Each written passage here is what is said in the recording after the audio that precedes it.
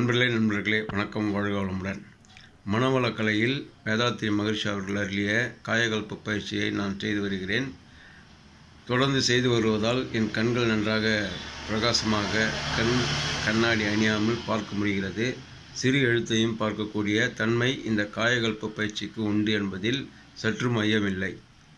இந்த நிலை உங்களுக்கு வேண்டுமென்றால் அடுத்த மாதம் 24/8/2025 காலை 9:30 மணி முதல் 12:30 மணி வரை நமது சுந்தர விநாயகர் கோயில் பின்புறம் அணைக்கட் ரோடில் இந்த பயிற்சியானது பேராசிரியர் டாக்டர் உமா ஏழுமலையான் அவர்கள் நிகழ்த்துகிறார்.